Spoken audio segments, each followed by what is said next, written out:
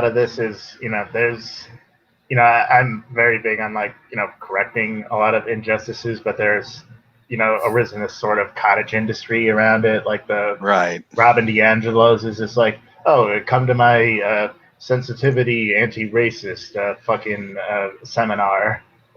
Yeah. It's just like, what does this actually do to make the lives of minorities better? Right.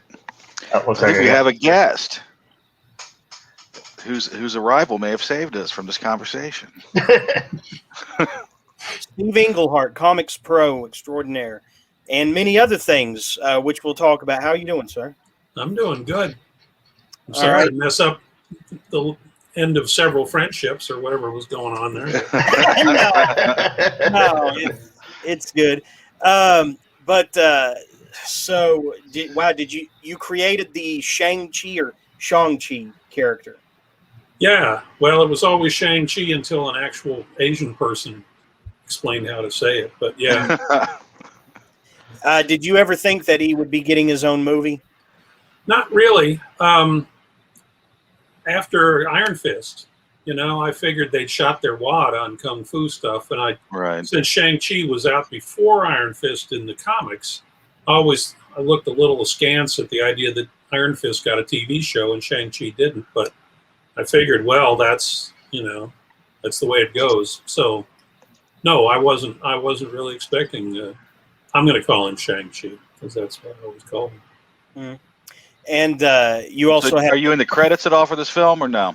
Probably. I mean, they don't consult with us, so I know probably less about what's coming up than you do in terms of these films. But yeah, if you create the character, about a minute in, you'll get to the created by thing, and it'll say, in this case, Steve Englehart and Jim Starlin. And I don't know if there's anybody else in there who was created by somebody. If you don't get that, then about 3 minutes in, you get the special thanks, which is like people who wrote stuff that they used but didn't create the characters, right? Right. And they're good about that. So, I mean, there's been a couple of screw-ups. They're not perfect. But, yes, I would certainly expect to get the credit, co-credit. But not the money. But not the money. Oh yeah, well, there is some money involved in that too, but not is there? The kind of money? Okay. Yeah, royalties, right? But I mean, not the. I didn't know if this was back in the day where they just said, we got it. It's our character. Thanks for creating it, and you're not getting no money. No, DC does that more often than Marvel does. Marvel is, Marvel's more gotten to be a giant corporation, now part of Disney and all that, but they've always had more of a human touch. They're still a corporation, but DC has no human touch. So you do get an actual royalty for the creation of Shang-Chi. That's pretty cool. That's good. Yeah. And that was their idea. I mean, they came to us and said, we want to offer royalties for the movies the way there are royalties for the comics and so forth.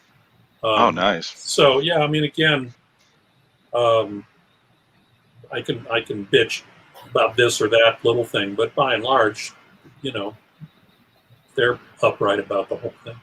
Well, but we don't know what's in the movies, right? I don't see the movie until the premiere. But you're not getting flown out to the premiere? Well, yeah, I would expect that too. It hasn't been. I haven't heard from them yet, but they usually sort of wait. It usually seems to be sort of the last couple of weeks, and the premiere is essentially August 27th, as best is determined now. It'll be on your screens a week later, right? So. Okay. So why do you think it is that you said DC they're not as good with characters? I guess they're more about archetypes, don't you think?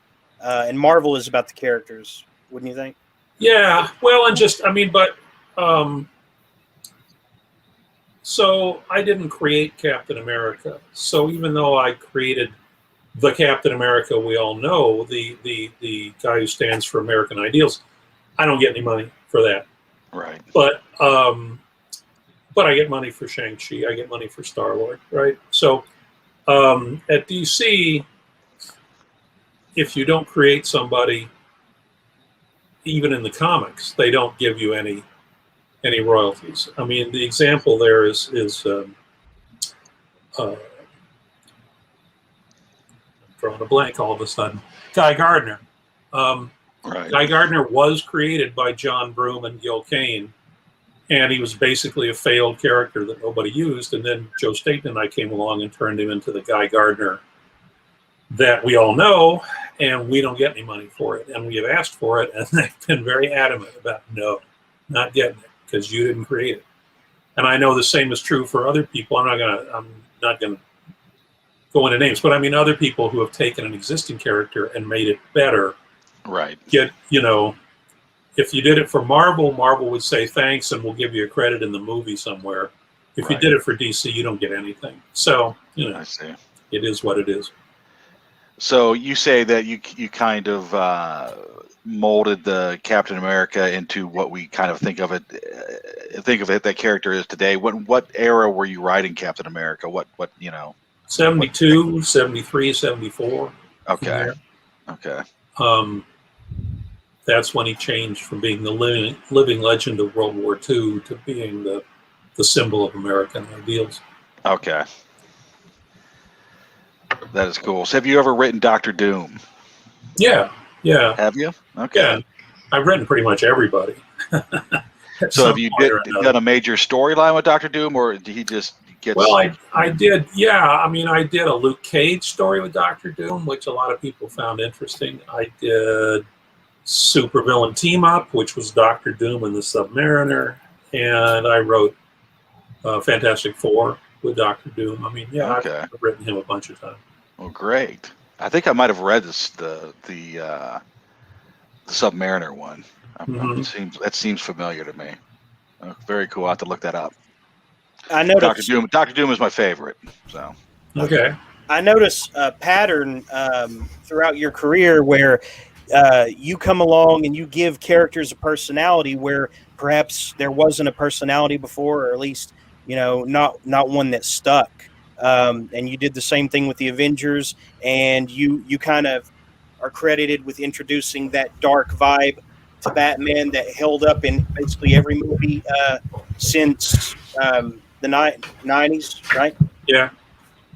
Yeah, well, I mean, for better or for worse, that's the way I write. I mean, I tend to look at the characterizations of people. When I did Green Lantern Corps, somebody said, how can you do a group book where everybody's got the same power?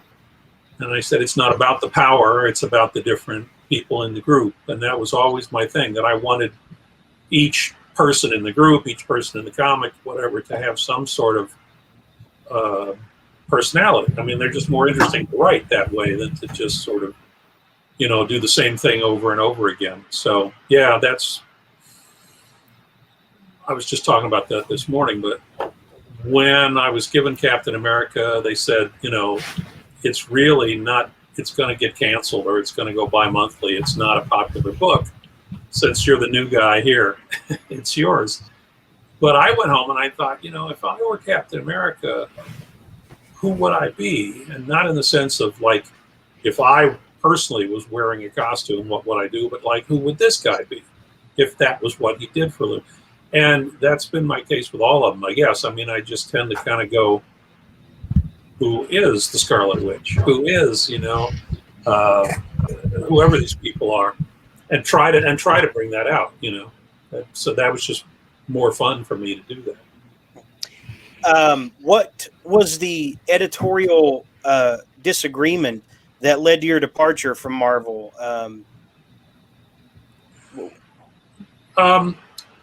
Well, when I started Marvel, Stan was still the editor-in-chief, and then he left, and Roy Thomas became the editor-in-chief, and then he left, and they went through a series of editors: Len Wein, Marv Wolfman, Archie Goodwin, and then Jerry Conway, and then Jim Shooter, all in a fairly short amount of time, and each one of those guys had a different approach.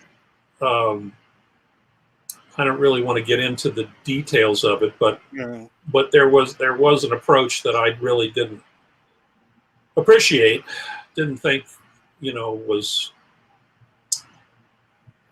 fit with the House of Ideas, the Marvel that I had joined up to be a part of.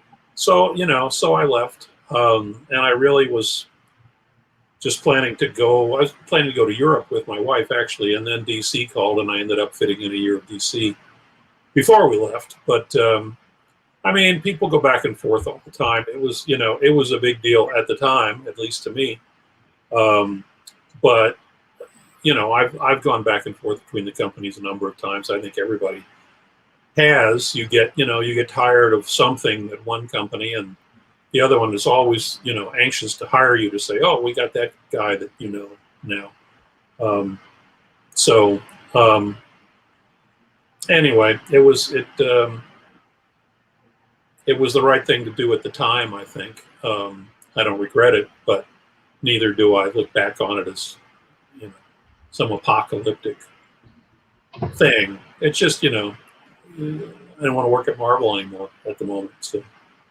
One problem I've had with Batman over the years is that they try sometimes to have him fight crime in the daylight, and that seems very out of character. Like anytime he's with the Justice League, I mean, I feel like it's kind of spoils his character for him to be out in the middle of the day.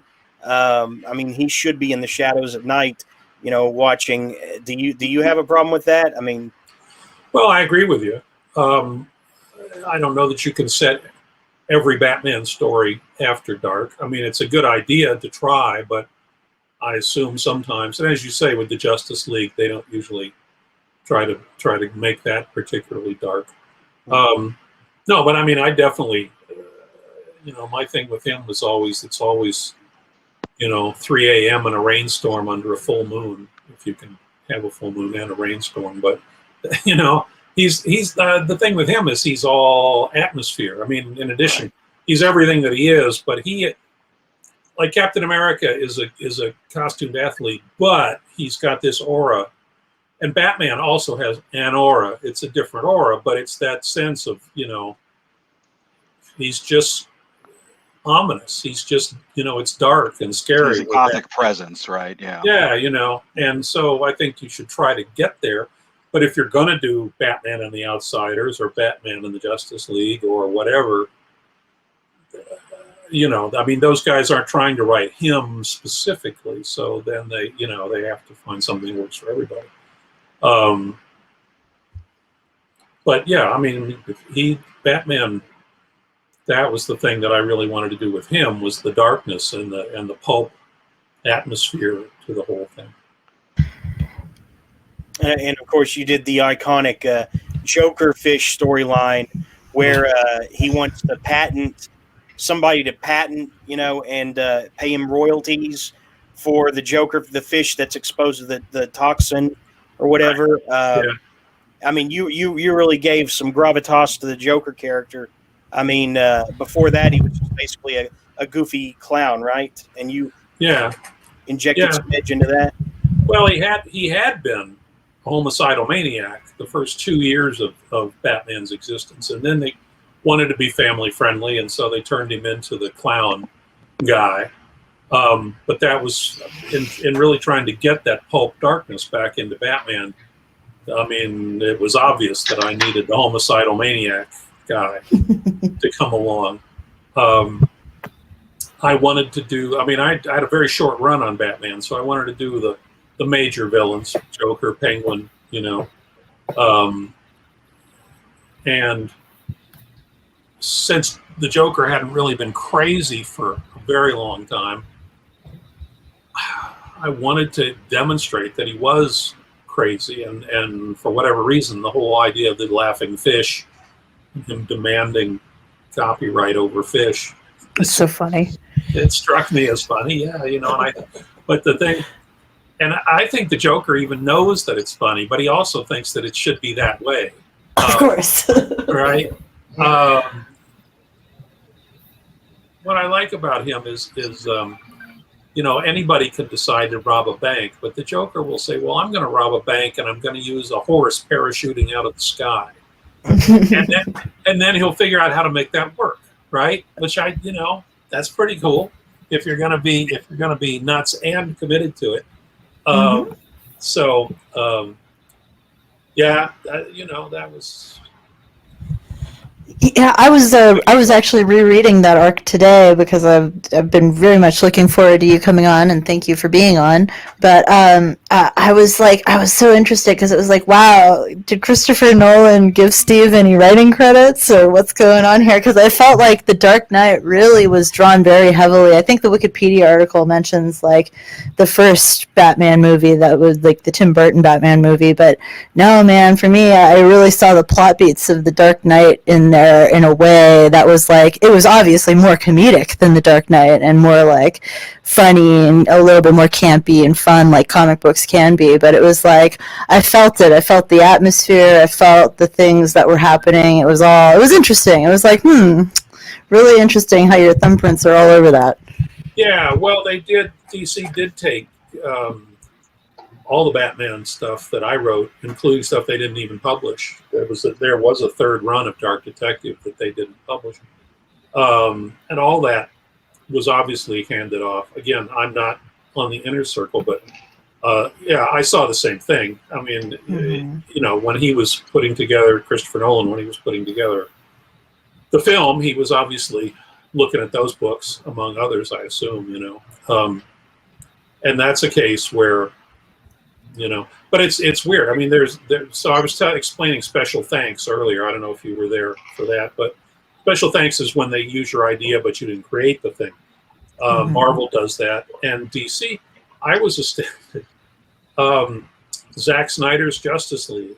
I sat through the whole thing, but when I got to the end of it, I said, phew, and I turned it off, and then it was other people who said, he's got you in there for a special thanks, which and it's like he does, and there's nothing in that movie where you go, oh yeah, that thing came from an Englehart comic. But I did write the Justice League, I did write Batman, and all I can assume is that he was inspired by it to whatever extent that he felt he needed to give me a special thanks. Totally. And that was surprising. That was that. That must be a really cool feeling, man. Well, it's interesting. I mean, you said the story was interesting. I mean, the comics in general is interesting because we never expected this. We wrote comics because we wanted to write comics. It was a real good time for comics. People liked them. People bought them. We enjoyed doing them. But it was, they're periodicals. It's right. I mean, and this was still early enough. This was sad to say, but it was only 10 years into the Marvel age. I was doing it starting in the early 70s. Marvel Age started in the early 60s. So, the idea that there would be movies, that there would be blockbuster movies, that there'd be a TV series, that there'd be that were any good, never occurred to anybody. I mean, there were some bad TV movies made at that time. A couple of Captain America movies, bad animated things. I mean, so the idea that I'm sitting here talking to you today about stuff that you find interesting enough to talk to me about after all this time, that's interesting. I mean, I don't have any other word for it. It's unexpected.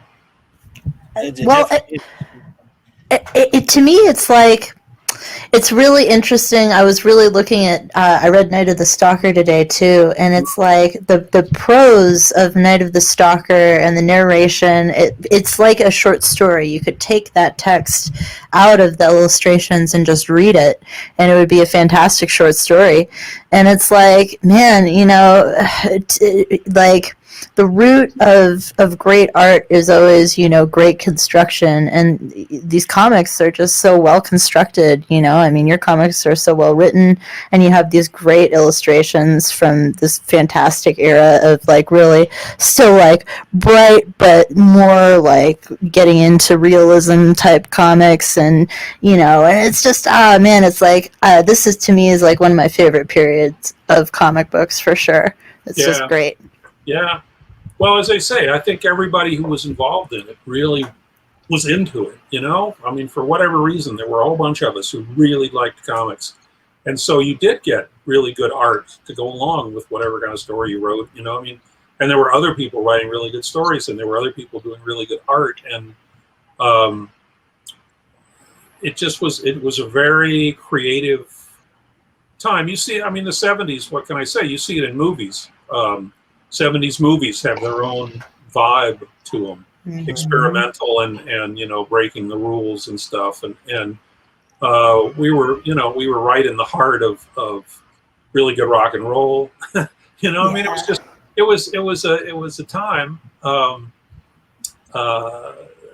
and so, you know, I never had the feeling that I was like slumming or, you know, just I liked doing what I was doing, so I was having a good time at it. And trying to do the best I could, you know. Totally. How hard is it to write a compelling story about the Penguin? He seems like he would be hard to write for. I think Batman Returns did an all right job, you know, Tim Burton, but I feel like I don't know. He's very hit or miss. Well, I mean, again, the original Penguin, the early Penguin, was this sort of very eccentric genius who also would plan out very intricate crimes, but he would send Batman clues.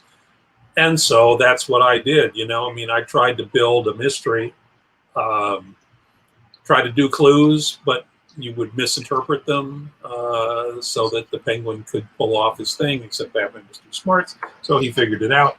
All of that just seemed like what you were supposed to do with the Penguin. But I think, you know, if you're just going for the guy who uses umbrellas so he can rob a bank, it's like, yeah, okay, hit or miss, as you say. I don't know what it is with this Gotham TV show, but I mean, they just lost. They dropped the ball so hard that like it just vanished. There was no ball anymore. I mean, what was that about? Why was that such a train wreck?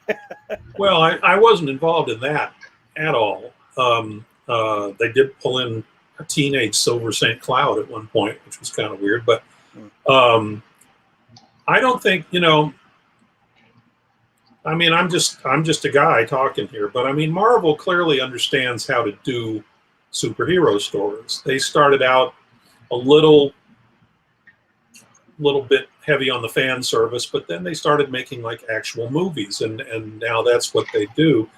DC has never really figured that out. I mean, I did write Green Lantern Corps, and so I was really looking forward to the Green Lantern movie, but it was terrible. I liked Wonder Woman, so I was really looking forward to Wonder Woman 1984, but it was terrible. You know, I mean, they don't have their Kevin Feige. They don't have anybody who understands how to do it. I mean, it is a thing. I mean, it's not just anybody can roll out of bed and write a good comic book story. I mean, it's not great literature. It's not billion-dollar movies, but it's art, a science, whatever, all in and of itself. So you have to have a feel for it. And DC, because of their corporate intransigence, they've never really warmed up to creative people.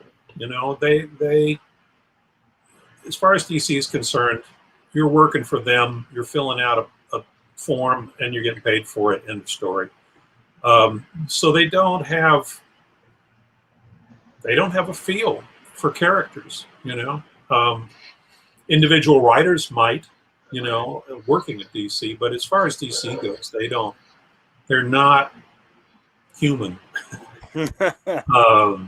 So they don't, you know, they put out these movies and they just or TV shows or whatever, and they just lie there. So the Dark Knight, the Nolan films are kind of an anomaly, really. It seems like to me. Yeah. You know, well, and that's DC's approach, right? It's like we got Christopher Nolan and he did his own Batman for 3 movies. Let's go find somebody else and let him do his own Batman. So they don't have any real loyalty to Batman. Right. You know, it's just like, can we get somebody with a name that people will recognize to come and do our characters? It's a different approach, and it doesn't, you know, I mean, if you don't have Christopher Nolan, you're not going to get Christopher Nolan-like results. And it does Like seem that. like Marvel is putting the characters before the actual filmmakers, really, because they kind of get people that are not big names, at least behind his camera, really. Yeah, I Yeah, mean, the fact they tried to Frankenstein Zack Snyder and Joss Whedon together in the original Yeah. cut of Justice League. yeah. But that's another case. Again, I wasn't involved, but I would venture to say that, DC said, well, this Zack Snyder thing's not working out. Who can we get who has a name? Oh, yeah, let's go get Joss Whedon. They don't think, do those two guys work together? Does it make any sense? It's just like, oh, well, we'll have Joss Whedon now. That'll be cool.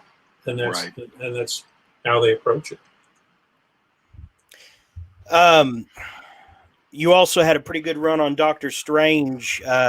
What did you base the rules of magic on? Did you actually derive, any inspiration from like occult texts or books, or did you make it up as you go along, as many often do? Yeah, as many often do. But again, I said, well, all right. So now I'm writing a magician. I don't know anything about magic. I mean, I know that there are books about it. There's blah blah blah. But I don't know anything. So I went to. There used to be a store, Weiser's, in New York City, that was like the occult bookstore for New York City and thus, much of the world. And I just went in and I said, I don't know anything here, but what would you want to start me out on? What do you got that's for people who want to learn this? And that's, so I read it, I internalized it, and then tried to make sure the stories kind of fit with Western magical tradition. I mean, there's Dormammu doesn't exist in the Western magical tradition, but I mean, and I didn't want to turn it into a textbook or anything, but I tried to make a magician sound like a magician, once again, that was more fun for me than just writing some guy and saying, by the hoary hosts of Logoth, you're going to do this. I wanted to write, a magician, the Sorcerer Supreme. I always thought it was interesting that the Sorcerer Supreme knows more than any one of us, right? And I'm the guy who's supposed to explain what it is he's thinking. But were you writing when he met his Minotaur friend? I think his name was Rentar. Did you? No. That wasn't you? No. Okay. That was one of my fonder memories of it. And he accumulated a lot of reoccurring guests in his adventures, like Clea and Jennifer Kale. I think Man Thing. Did you ever work on Man Thing? I wrote Man Thing as part of my last Master of Kung Fu issue, but no, I didn't write him in his own series. Mm-hmm. Were you able to take Shang-Chi where you envisioned, or do you feel like there's still unexplored territory there? Well, I think sure, there's unexplored territory because, I mean, what Starlin and I created was this sort of kung fu master, and we wanted to do a guy who was completely Chinese, but Marvel's editorial wisdom was that you couldn't sell a book that didn't have a white connection. And so Shang-Chi became half white, and then they decided they should put Fu Manchu in there because that was the Asian character that they knew from being older than I was. So right off the bat, Starlin and I were kind of not doing the book that we wanted to do, but we wanted to do the book, and so we started off doing that. But right after we started, I mean, we'd had to sort of make our case to Marvel for doing this book in the first place. But right after we started was when the Kung Fu boom really hit. And I can't really connect us to that boom in that it was so quick that people wouldn't have reacted worldwide to our book. But our book was there when people started wanting Kung Fu stuff all the time. So then Marvel totally turned around and said, well, we want to do the regular book, we want to do a black and white book, we want to do specials, we want to do annuals, we want to do all this stuff. We want a lot of product, and so Starlin bailed, and then I bailed, and then so our approach got everything rolling, but then there was like a year when Doug Mensch and Paul Gulacy, who picked it up, didn't really know what they wanted to do with it, and then finally they did know what they wanted to do with it. They did the whole James Bond sort of approach to him and turned it into a really great book. I mean, that the Doug Mensch's run with all the different artists that he had, great comic books. But once again, he was taking an aspect of Shang-Chi's situation and focusing on the part that he liked, right? But there's a lot to be done with Shang-Chi. I mean, we will see if this movie does well. One would assume that it would, from what the word of mouth, but I mean, it's still got to come out. People still got to like it. If they do, then I'm sure that they'll like Black Panther, like Guardians of the Galaxy, like any other. They will continue to do movies about the character, and then obviously they've got to think of new things to do. So I don't see him as a limited character at all. Are the Ten Rings as strong, as powerful, or more powerful than the Infinity Stones? You'd have to ask Kevin Feige about that. I think the Infinity Stones are probably stronger, but I haven't seen their 10 rings. I don't know what they're going to do with the 10 rings. Well, I know one of them controls reality, or can manipulate reality. Yeah, that's pretty strong. Yeah, I mean, it will be interesting. Yeah, well, the 10 rings obviously comes from the Mandarin, which is, we don't talk about the Mandarin anymore. We're certainly not talking about Fu Manchu anymore, or the Yellow Claw, or any of those things, which seemed like a good idea in their time, but don't really stand up over time. Can't they call Mandarin something else and keep the core character then? I mean, I think he's supposed to be in this movie, right? Yeah, there was talk about Shang-Chi's father being the Mandarin, but right. In the end, as far as I know, they didn't do that. Okay. I think they want to avoid all that stuff. It's become touchy, and and in the 70s, it wasn't touchy. It seemed, particularly with Fu Manchu, that seemed a little dubious, but I mean, it probably was touchy to every Asian person who read it, but it wasn't common knowledge. I'll put it that way. I work at home. I don't, I'm not interacting with an entire office full of people all the time, and the office itself in New York, I always found. What I loved about New York was, there's so many different bubbles in New York. There's people who know each other, who do similar things or whatever they do. And then there's 8 million other people who are not into that at all, but they're all coexisting. I thought that was cool. But I couldn't tell you how woke the Marvel bullpen was at the time, because I live in California. They were in New York and stuff. So how much of your leisure reading is comic books? Do you read comic books primarily for leisure reading, or do you read novels, and what kind of stuff do you read? Mostly novels now. I read every comic back when I was a fan, and then when I was a pro. Comics were only 10 or 12 cents, and of course, I guess the income was similarly less.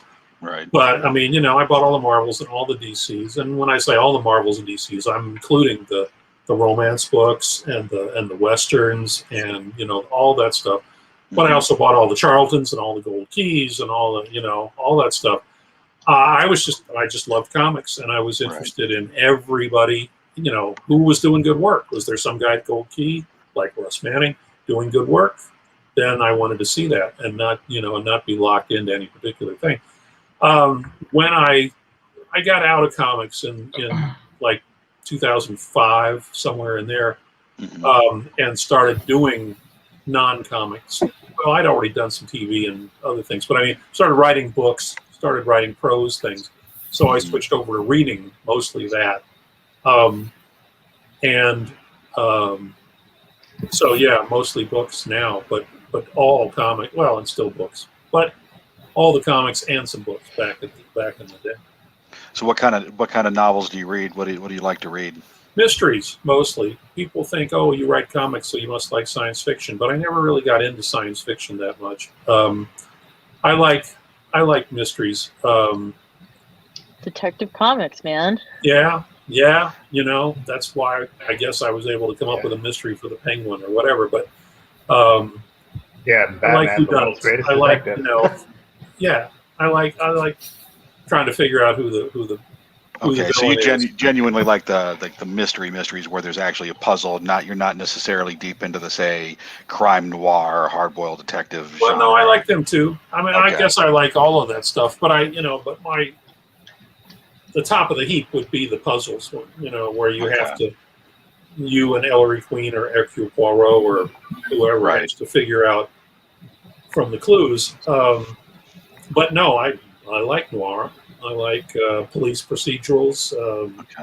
I mean, for some reason, it's mysteries and detectives for me. Now the novels you've written, did they try to pigeonhole you into writing superhero related novels, or were you able to write what you wanted to write? I was able to write what I wanted to write, but I found, in all honesty, that I'm not really a novel writer. I loved and then learned to do comics. And so I like punchy dialogue. Yeah, well, I'll come back to the point, man. But I like punchy dialogue. I like quick action. I like, just that kind of pace of comics. And writing stuff like he went to the window and looked out at the rain on the car. It's like, I don't care. Just, not my thing of interest. So I wrote the novels and I did my best, right? I mean, I tried, I'm a professional writer and I did my best to write novels, but I really didn't, I didn't feel like they were my best means of expression. Right. So coming back to The Point Man was written in 1980, after the Batman and before I came back to Marvel with the Silver Surfer and West Coast Avengers and stuff. That was me breaking out the first time to go write a novel, and I liked it well enough. I did like doing that, and it sold well and all that good stuff. But then I got the call to go back. Well, I was actually also working at Atari designing video games at that point. But I didn't have room for novels, and then comics came along, and then blah blah blah. I just went back into that. So the books that I wrote in the mid 2000s were sequels, sequels to this. In The Point Man, our hero runs into an immortal person, and it was a standalone book. It didn't have a sequel in mind when I wrote it, but he runs into an immortal guy, and so I thought 20 years later it might be interesting to see if he had become immortal. And so in the books from 15 years ago, he was it was the same guy. It was the same character, except it was 20 years later because he was not aging. And I was examining how you make that work, and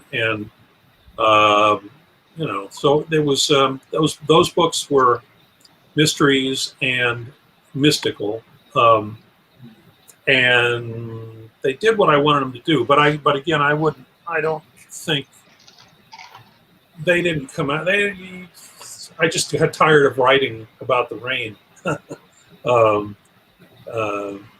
wasn't completely committed, shall we say. So these characters are very, I would describe, iconic for a lot of reasons. I know them mostly through the Marvel franchises, but also through reading stories, and so it's really fascinating to have such imaginative characters. And I've always been interested in characterization, specifically with superheroes. And I'm wondering how you contribute to that huge, larger than life kind of ethos of like, because you talked about this a little bit already, but I'm just curious how you establish such interesting characters through your writing, and how you look at characters in general of like what makes a character interesting. I mean, you described earlier like personality and like thinking about them not as static entities, but people that change and have motivations and everything. But I actually don't think that even for writers, that's always intuitive. I think developing characters is really difficult.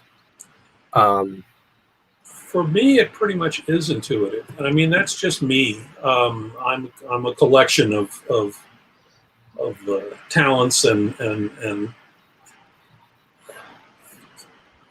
things I'm ashamed of. I can't think of the word for it, but I mean, I'm just a collection of things I can do, and one thing I can do is I really like to watch characters develop, and so I mean it's sort of, I will create a character, and then as the stories unfold, the character reacts to those stories and so forth. I said once you could you could create a character who was exactly like Batman except for one thing. And then when you started writing stories about that guy, pretty soon he wouldn't be anything like Batman, because that one thing would have sent him off in some different direction. I've never been a big fan of sort of trying to drag the guy back. Oh, I had this idea and he's getting away from it, so I have to do something about that. I much prefer to let them breathe and go the way that they seem to want to go because of who they are. So in that sense, they're developing sort of on their own. I mean, it's all inside my head, but they're doing what they seem to me should be doing. So it's not a question of, I got to think of a guy who can do this and can do that. I mean, so they're very real to you, kind of, and like you imagine, yeah. I mean, hopefully not in some sort of crazy fashion. No, but I mean, It's very relatable. yeah, I mean, when I'm writing any character, I'm trying to think like that character, trying to live in that character's world, react like that character. That's why these characters. Sorry. Oh, sorry. No, go ahead. Well, I mean, the fact that I've done so many of them pretty much indicates that I like doing that kind of thing. I could approach pretty much any character and go, okay, what's the cool part of this guy? What do I want to play with here? On rare occasions, there would be characters that I was given that I couldn't really get a handle on, but mostly that just was easy for me to do. Yeah, I was wondering because, like as I was saying, the characters are memorable, and so there's a kind of like mythology to all of it. I guess the reason why I wondered if it was maybe a little bit more difficult for writers like myself, like it's because I feel like it's easy to sacrifice the characters in service of a plot or some deeper meaning, a deeper theme. But I've also really been fascinated by this idea of characters that you can kind of imagine in your mind.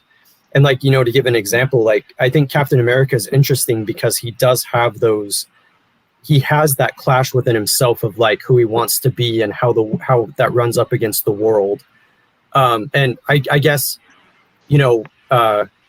intuitive, maybe. I guess for me though, it just seems like those characters have such an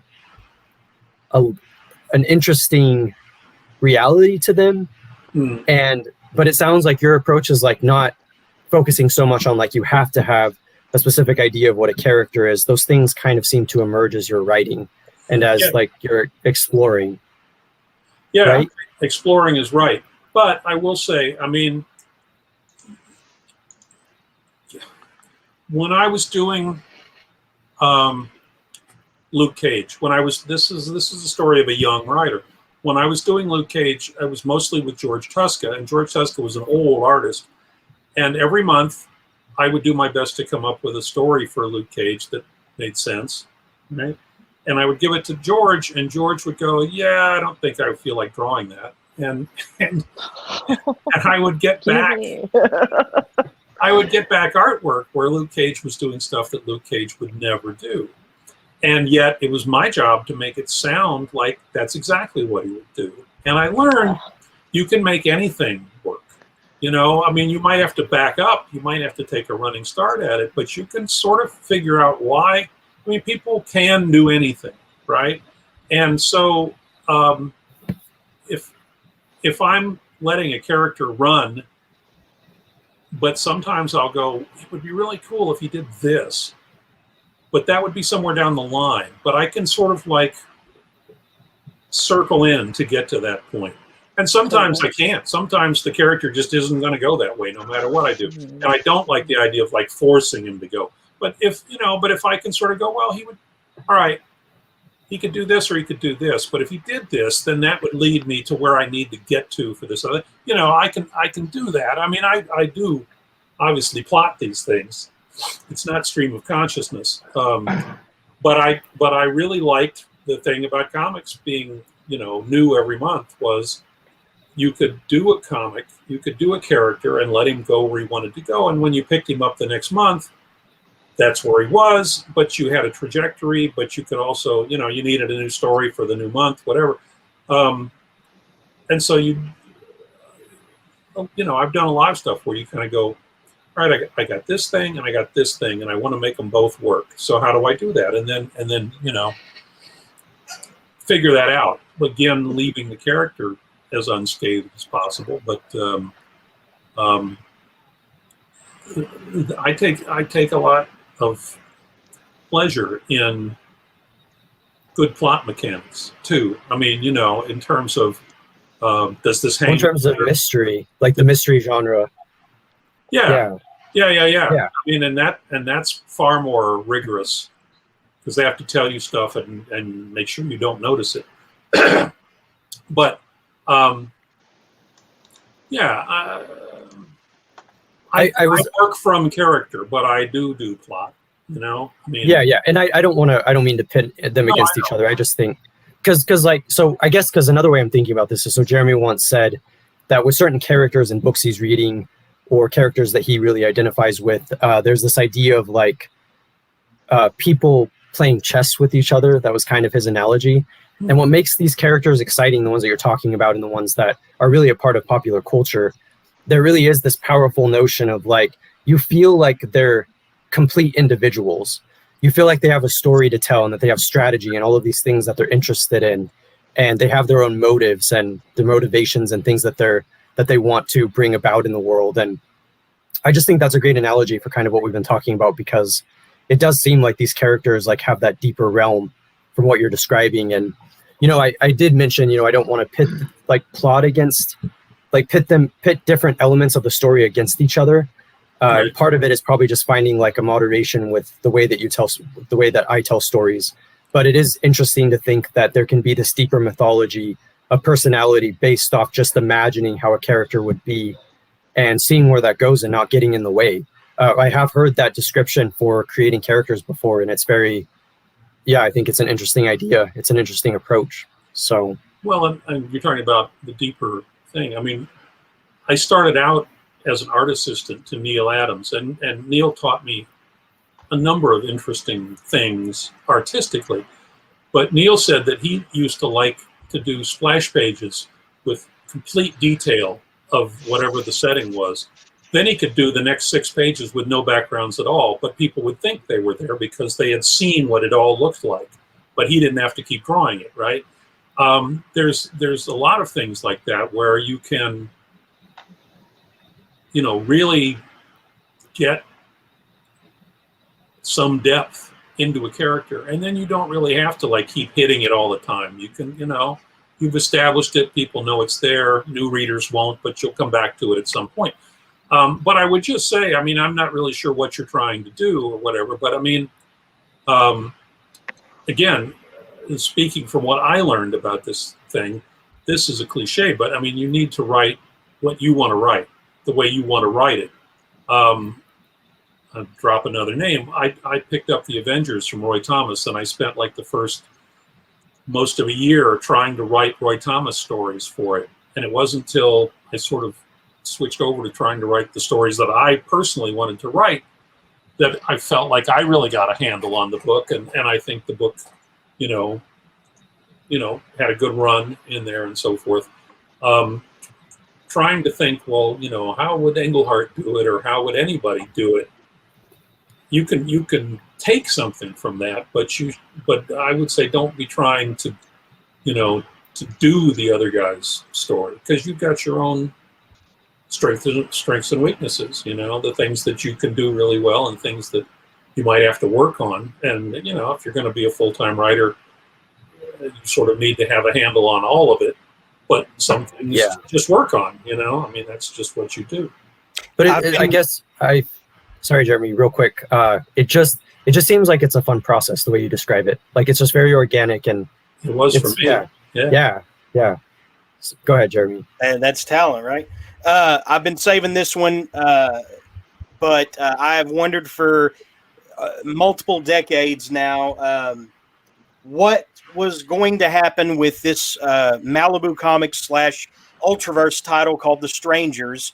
Really awesome. For anybody who doesn't know, these group of people who are complete strangers to each other on a cable car and get struck by this blue energy that grants them different superpowers. One of them can change things on a molecular level, named Atom Bomb and Atom Bob. Another guy, I guess, creates explosions, named Grenade, and et cetera, et cetera. And they come together and learn to, learn how to be heroes, even though it's a little awkward because the Ultraverse made things a little bit more realistic in that way. But by the end, Atom Bob, we find out, has a multiple personality. He's been masquerading as this villain that they've been fighting all this time. And somehow you were able to have Atom Bob skip out when the Pilgrim would appear, and we didn't even notice. I mean, until you dropped that, bombshell. What was the plan had Marvel not fudged it or whatever going forward? Would he have eventually had a redemption arc? Well, see, I don't know the answer to that question because I let the characters sort of develop themselves. I definitely was going to send the group against him. His power is pretty much infinite, right? It's kind of like going up against Thanos on one level. On the other hand, he's the bad guy, and we have heroes. The thing about the Ultraverse was that it was started from scratch in a sense. I mean, there were no heroes until all of a sudden there were in the Ultraverse universe. And so the thing I liked about the Strangers was that they were sort of figuring it out as they went along. They, none of them had set out to become a hero. They just suddenly had the powers, and so they were figuring out what to do. So there would have been this huge and probably, multiple issue arc or arcs about trying to take down this guy who had been their friend, they thought, and who turned out to be like this incredible supervillain. But whether he would have been redeemed, whether he would have been destroyed, whether he would have been, put into suspended animation for that would have been determined by the characters themselves, really. See, that's how I would do that. I kind of know what the story is that I want to kind of work with, but until the people do it, I don't know what they're going to do. And we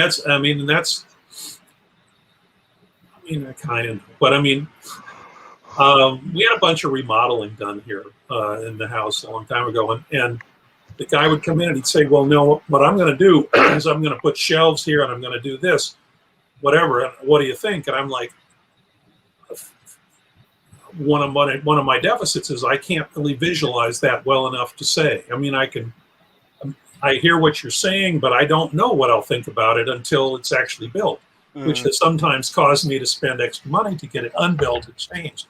But that's, you know, that's another thing. I mean, I totally rely on what I think these people are doing in the moment and not trying to predetermine it. All I know is they're going to fight, and how that and what happens in the fight, we'll find out. You'll find out when I find out.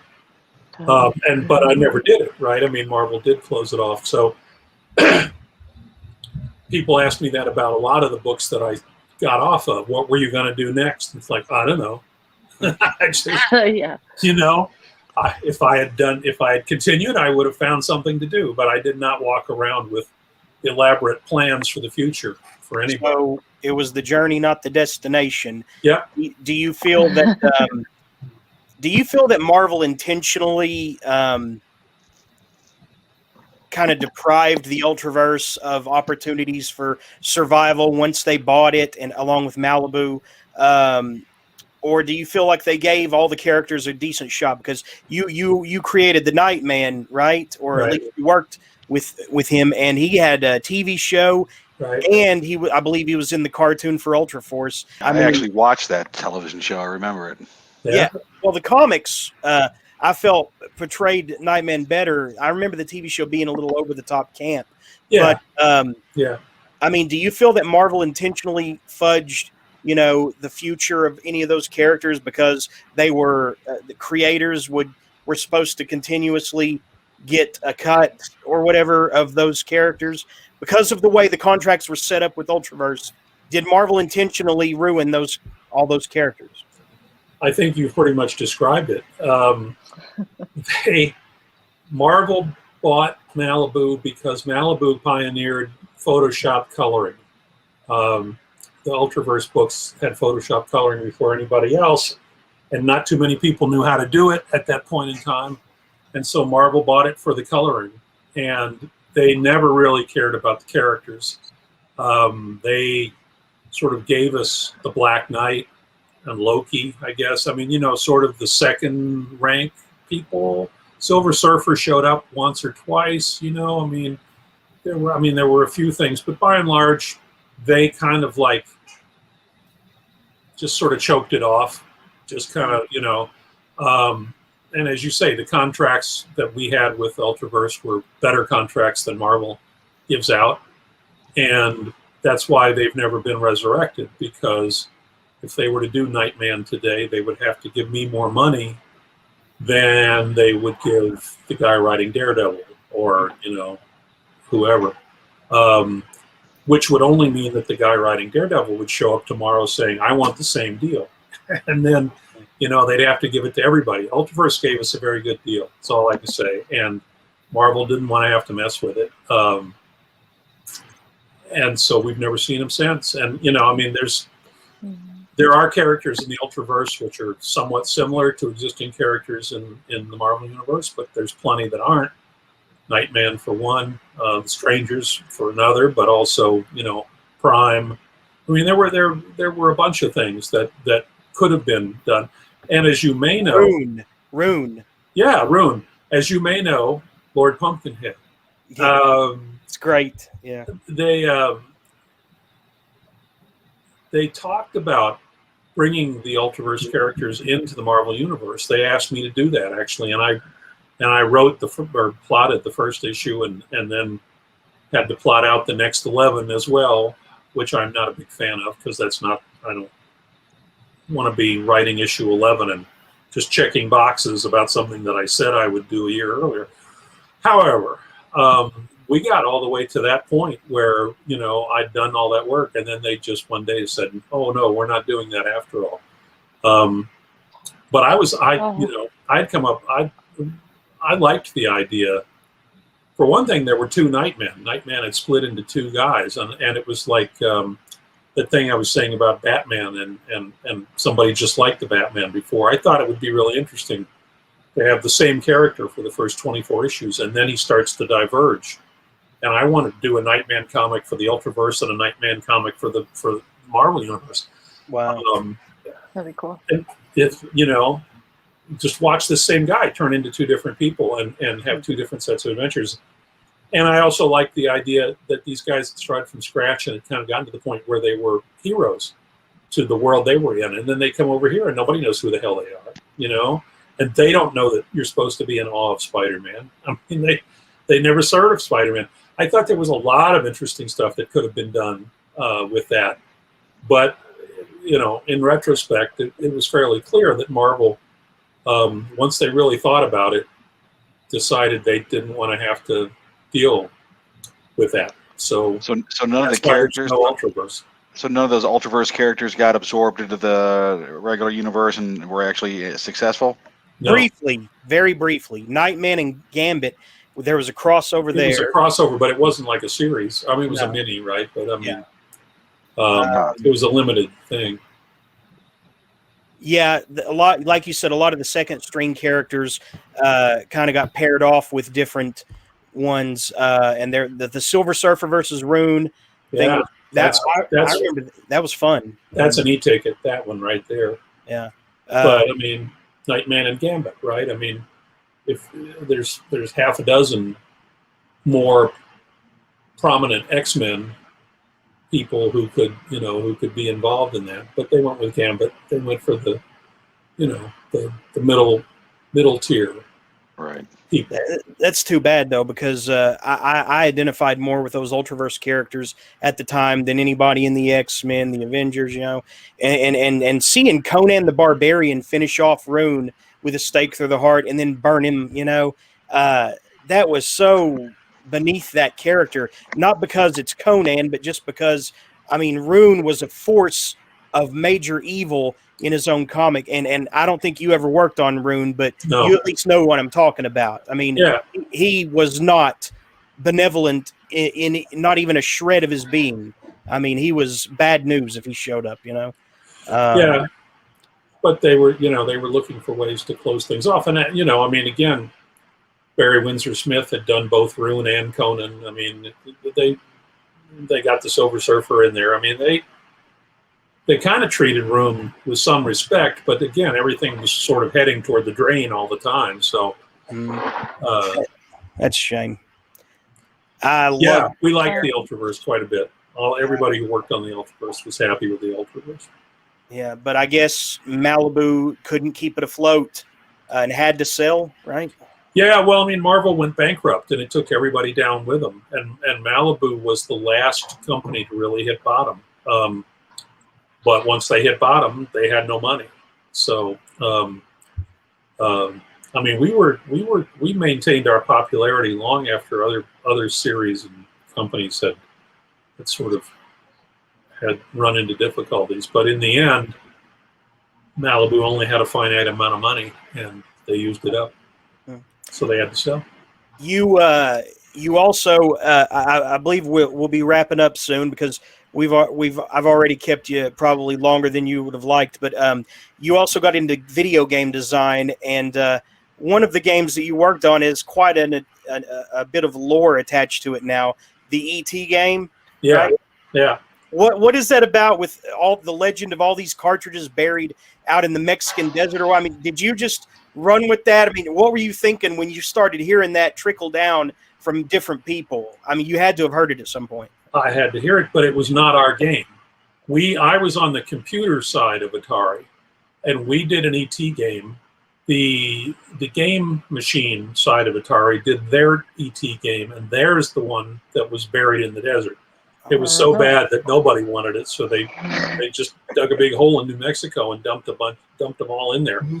Our game actually was okay, you know. I mean, Atari made computers. They had 64K of memory, right? I mean, it was very early days for computers, but they did have computers. That was back when there was the Radio Shack Tandy. This was before Apple, Macintosh, or Microsoft, any of that. But there were two different games, and you're not the first, and you won't be the last who says, "Oh, you worked on ET. What about that thing in the desert? That wasn't our game. That was not us." Anyway, it overshadows it with its mythos and apparently it's badness. Well, it's a great story, and it's true. Yeah, It's a true it's funny. story. Um, What's I figured they'd make more money writing them off than trying to sell them, I guess. does the other ET game have like a name so I can try to look it up? Because I Just tried called googling ET. it. I mean, it was probably ET and then some sort of subtitle. But yeah, it was just called ET. We had that kid, and we had the Reese's Pieces, and we had ET, uh, I mean, there's plenty of sites that deal in ancient games and the ability to play them. I'm sure you can find it if you look for it. Yeah, yeah. The nostalgia thing has become a pretty big factor in many of our lives, you know. Yeah. But if did anybody else have a question for Steve before we wrap this up? I do actually have one question I was just curious about. I don't have a lot of context for this, admittedly, because I grew up more on DC Comics than on Marvel. But while I was checking out your oeuvre and a lot of the characters you had created on the Marvel side, I was really interested to see that you brought the characters of Wagner's Ring Cycle into the Marvel universe, it seems like, which was interesting. There was Brunhilde and Odin were among Valkyrie. the list. Well, I know So, the characters you're talking about, but I don't think so. I didn't do. yeah, I wasn't sure if it was you or not because Yeah, I but it didn't was do Thor. listed so on the wiki, so I wasn't sure about that. Well, I like opera. I know everything you're talking about. But beyond Thor, I don't. I mean, Odin was already established as his father, and the Valkyrie, Roy Thomas created her, Okay. and she became. I guess she wasn't Brunhilde to start with, but became so. Okay.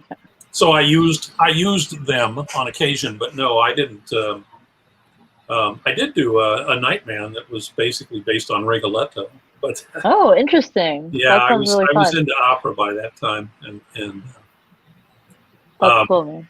and I'll just say, opera is another thing that I just sort of got into after a while, and I was talking to a friend back in the day, whatever, and the San Francisco Opera. I lived near San Francisco, and they were going to do the Ring Cycle, but it was expensive, and it was Yeah. long, and it was all this kind of stuff. And as I was saying this to my friend, and they go, "Yeah, but it's the creation and destruction of the world by the gods. You got to go see it." Yeah. And it sounded so cool. I said, "Oh, okay." And that actually was one of the big steps I took toward getting into opera. Oh, that's so cool. So What a cool experience, man. Yeah, okay, thank you for clearing that up. I was very confused because I didn't it seemed like it would have predated you a little bit, your yeah, time with Marvel. yeah. So I was confused to see that in the wiki. But I'm interested now to know that you do have an opera connection though in your work. That's very interesting. I want to know about this Nightman Rigoletto thing. I'm gonna have to look this up for sure. Okay. I forget the number of it, but you'll find it. Yeah, I'm sure I'll find it. Thank you for the recommendation. Sure. Anybody else? Well, So do you have I- anything that you want to plug before you go? Well, actually, maybe. I continue to write because I write, and I did. I wanted to do this epic. This is going to take 30 seconds here, and then we'll get out of here. But I wanted to write this epic, and so I wrote this epic, and it's a big sprawling story that in fact runs to 420 pages. It's 7 60-page segments, seven graphic albums, basically making up one story. And when I got done with it, what am I trying to say here? I knew about this while I was doing it, but once I was done with it, it became very clear that there's no artist out there who wants to draw 420 pages. So it's never going to be, in print. It'll never be a comic book because it just, it's easy for me to write 420 pages, but not so easy to draw. On the other hand, I just did a story set on the moon, a kind of realistic, futuristic moon. That's only 4 28-page segments, and so I'm we're gearing up to find somebody to draw that. So if any of you guys know somebody who's decent and is thinks that might be interesting, be sure to let them know. Other than that, I just, at this point, I write because I like to write, and it would be nice to sell things because that's always a good thing. But if I don't sell them, I'm still, sort of writing now what I want to write, the way I want to write them. So I'm having a good time at it. I don't know if you saw our comment from our friend Frank Edler. He's a great podcaster and great author. And yeah, I was just going to say, he said that you might appreciate the new wave of pulp that focuses on serialized short fiction much more than novels. So we're seeing a lot of, because of Kindle Unlimited, which is kind of like Netflix for books, where people, pay Amazon this one price per month, and then they can binge read all of the books that they want. There's more of a turn in the market now toward this short form fiction, and so it might be worth your while and your interest in your creative expression. I've found it very liberating to move into pulp fiction, and I think a lot of us have. So, what was the name? Did you say? Tembo? What's that? You said it's called Tembo? Oh, no, this is just Kindle Unlimited. This is Kindle Unlimited. Yeah. So if you just, it's really just a means of publishing books, in a serialized format. But and then you can, of course, then bind the books in a printed form with a publisher and then sell them in all channels. Serialized books on Kindle Unlimited have to be, by their nature, they have to be exclusive to the site. Right. But when you bind them in a physical form, it's different. You can sell that wherever. So right, for I'll look digital into that. exclusives, it's interesting. Yeah. Thank you, Gina, and thank you, Frank. Well, thank you for giving us your time. It's been fascinating. I mean, and you have a knack for bringing characters to life that I envy. So I had a good time. Thank you very much for coming on. Thank you for coming on, Steve. It was great. Yeah, Well, very thanks so much enjoyable. for coming. Thanks, guys. Good night. have a great night. We'll be following you. Yeah. Have a great night. Yeah, you too.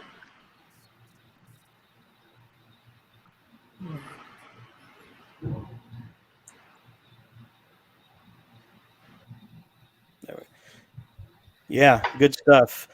So I finally know somewhat what would have happened had the Strangers continued. Man, Marvel fucked them over bad. But That's such bullshit. What a lame thing to do. It reminds me a little bit of the Disney holding up the contracts for the Star Wars writers. yeah, What do you mean? What's scam. that? Oh, that's where Disney bought the rights to all the books for the Star Wars universe when they bought Star Wars, and they were like trying to not pay the people who wrote the novels. Oh, they tried not to pay the royalties, even though they were publishing them again.